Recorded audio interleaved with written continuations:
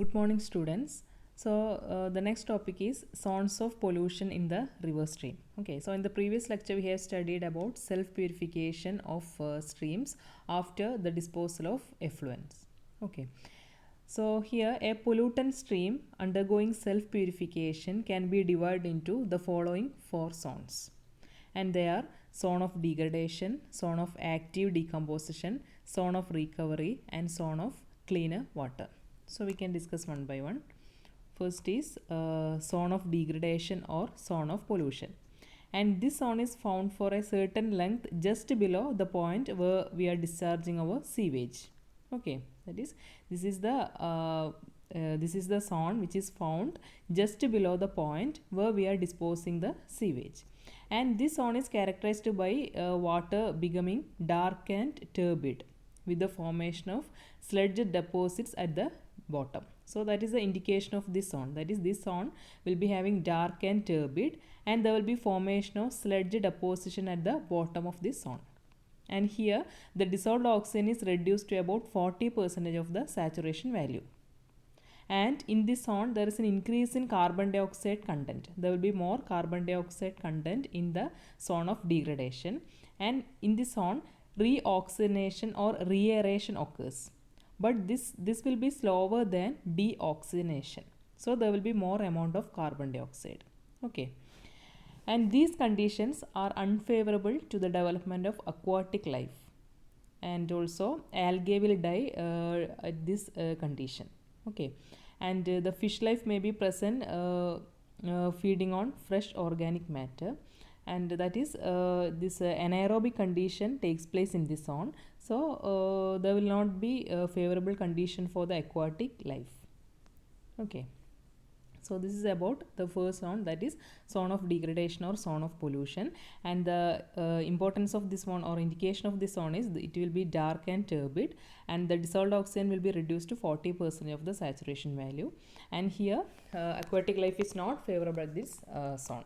Okay, next is zone of active decomposition, and this zone is marked by heavy pollution. There will be high pollution in the zone of active decomposition, and this zone is characterized by water becoming grayish and darker than the previous zone. Here the water will be more grayish and more darker than our previous zone. Okay, and dissolved oxygen concentration falls down to 0, so anaerobic condition will exist in this area. Okay, and due to this there will be evolution of gases like methane, carbon dioxide, hydrogen sulfide, etc., and these gases will be bubbling to the top surface, and there will be mass of sludge which is forming an ugly scum layer at the surface.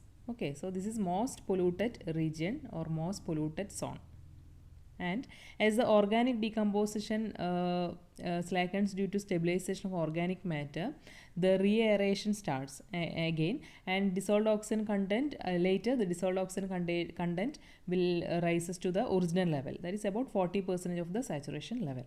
Okay, and in this zone the bacteria flora will be flourishing at this zone, and at the end of this zone, I have told at the end of this zone, dissolved oxygen rises to 40% of the saturation, and at that region, aquatic life starts to reappear.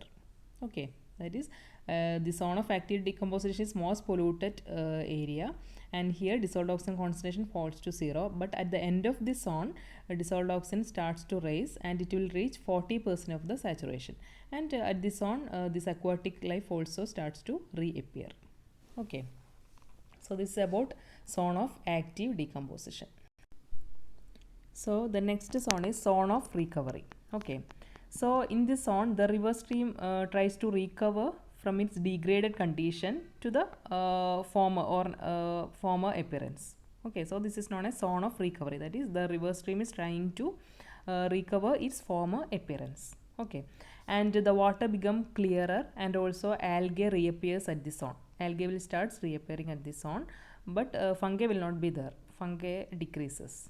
Okay, and BOD, biological oxygen demand, falls down, and due to that dissolved oxygen content will rises above 40% of the saturation value.